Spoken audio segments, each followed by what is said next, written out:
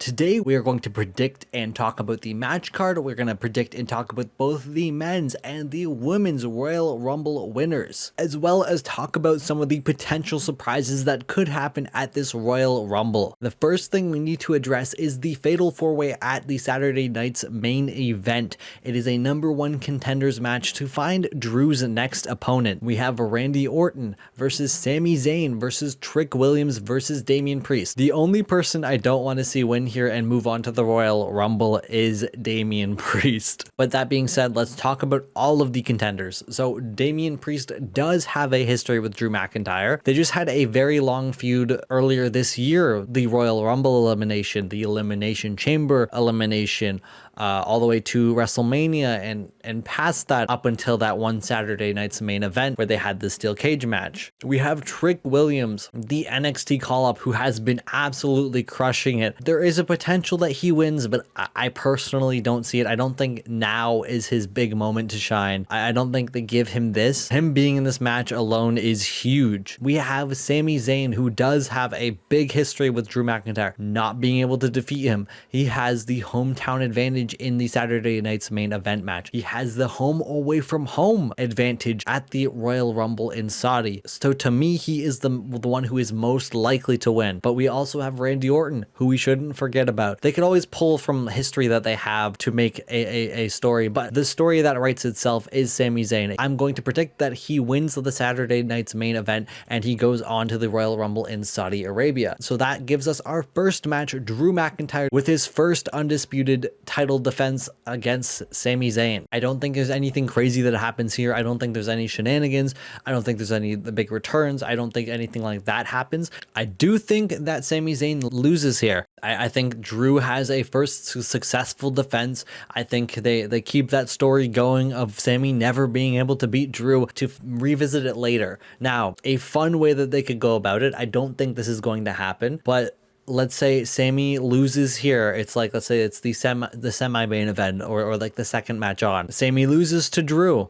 And then later in the night, he enters the Royal Rumble. He wins the Rumble, goes on to WrestleMania, being able to finally beat the guy that he hasn't been able to beat and winning the big one for the first time. That's a beautiful story, but I don't think it's going to happen. The other match that I think is going to happen, I'm only going to predict 4 matches here because that's how they've been doing it. They have these 4 match cards for these big type of shows like the Elimination Chambers, the Royal Rumbles, the Survivor Series. They usually have the 2 gimmick matches and then 2 other matches on the card. I do think we get Stephanie Vaquer versus Raquel Rodriguez. We could get this match at Saturday night's main event.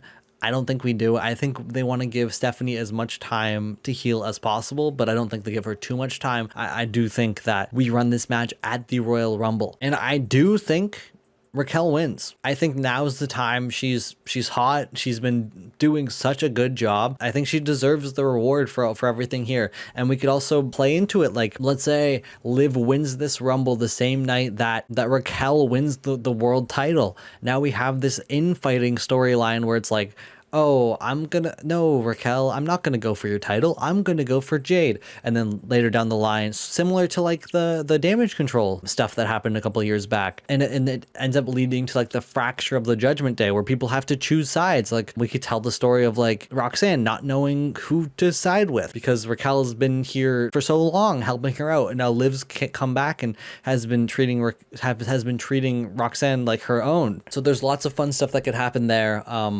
Even if Liv doesn't win the Rumble, I do think that Raquel should win the World Championship. There's nothing against Stephanie. She's great. And I think that she could easily retain here. But I think if they're going to pull the trigger on Raquel, do it now. Let's finish talking about the Women's Royal Rumble. So we do have Liv Morgan here, who I do think is a top candidate to win.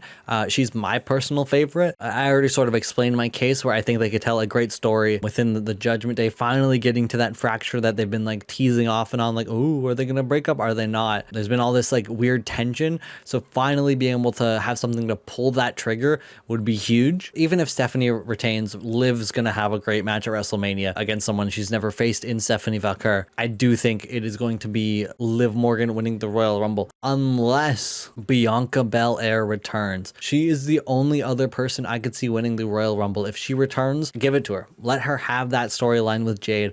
Let's start building to it. Because like right now, Jade doesn't have anything. I don't foresee anyone else going after Jade. Like, the only other person I could see is like Charlotte, but do we really want to give Charlotte a back-to-back Rumble win?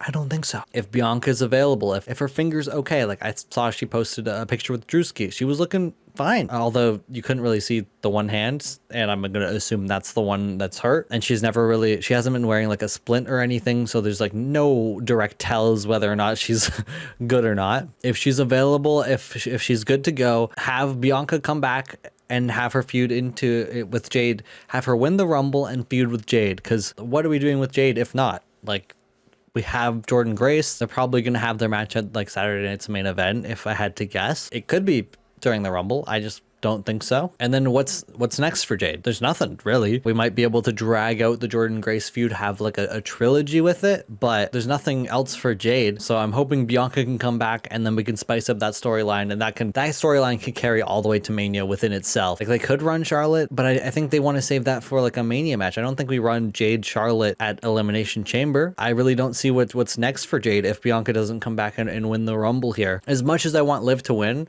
I think Liv could also tell that story by winning the Elimination Chamber. Let's talk about the men's Royal Rumble. Now that Cody Rhodes isn't champion, he's gonna be in the Royal Rumble, right? Do we have Cody win? Probably not. Like, I don't think people really want to see Cody win a third time in the past 4 years. Like, it would be Cody Rhodes, Jey Uso, Cody Rhodes. Like, I love Cody, but that's insane. I think it's more likely that he wins the Elimination Chamber if he's going to win any of those big matches, especially now that they're telling the story like, hey, you can't rematch. You have to build your way back to the championship if you want it. We have to talk about him, but I don't think he wins the Royal Rumble. We sort of mentioned Sami already. Like, I feel like it's a great story to have Sami lose here and then enter the Rumble and win, and then finally go to slay the dragon being Drew McIntyre. I don't foresee them actually going down this route, as cool as it would be. Roman, I don't think we run Roman Drew though.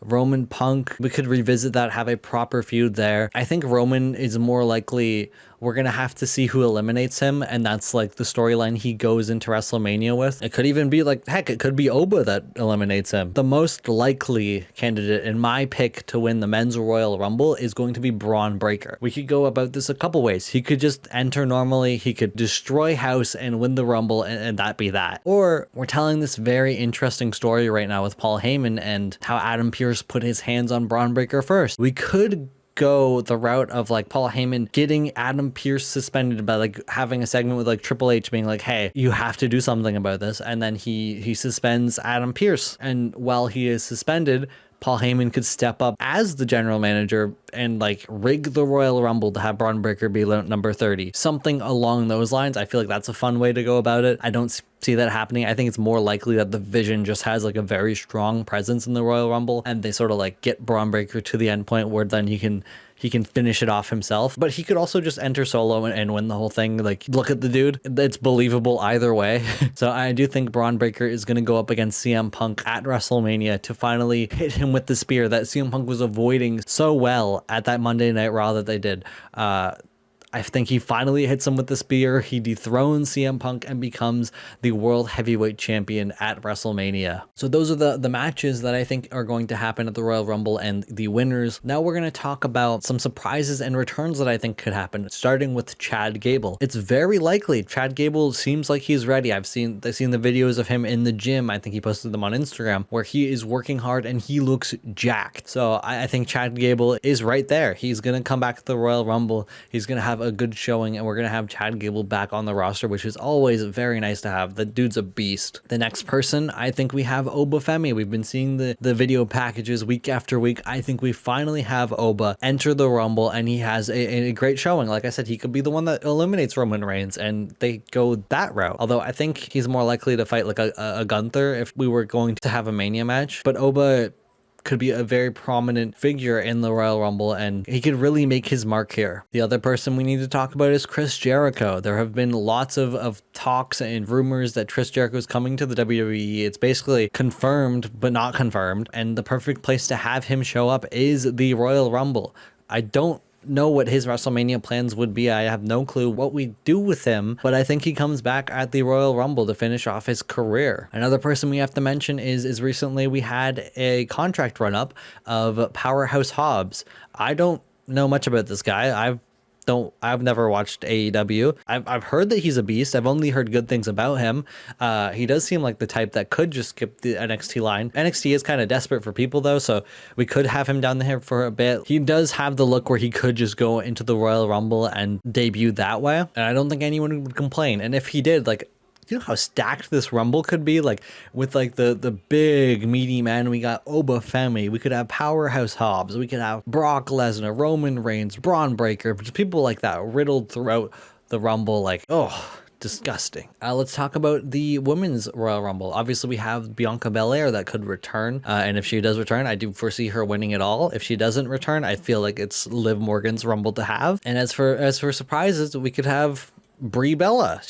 It's not likely that she comes back, but she could come back. And if she does come back, I foresee this being like the perfect stage for her. Although Nikki is out for a bit, and I feel like if she were to come back, she would want to be with Nikki, because I know recently she said that she's having like some extended time off from the WWE. So I don't know if we get Brie. We could have Paige or Saraya. She could return, and this would be huge. It would be a good fit with the current women's roster. She could throw it down with anyone and I'd be happy. I don't know how far along she is, but Zoe Stark could come back from injury. She could have a great showing. I do think they might do what they did last year and have some NXT talent in the Royal Rumble. I think we could see like a Sol Ruka, we could see Blake Monroe, we could see Tatum Paxley, we could see JC Jane. Like, there are a lot of potentials for the NXT showcasing on the women's Royal Rumble.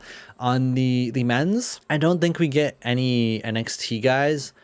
The only two people that I would want to see would be Ricky and Ethan Page. I love Ethan Page. I'd be so happy if he was in the Rumble, but I don't foresee anyone in NXT having a showing on the men's side. They don't necessarily need it, especially with all the call-ups. Like, we can fill those slots pretty easily. But yeah, that will be it for my Royal Rumble predictions. If you did enjoy, be sure to subscribe. It has been Curtis or That One Cactus. If you disagree with anything, if you have some fun ideas of your own, leave them in the comments down below. I'd love to chat about it. I'd love talking about wrestling, so let's talk about some wrestling. And I will see you guys in the next video.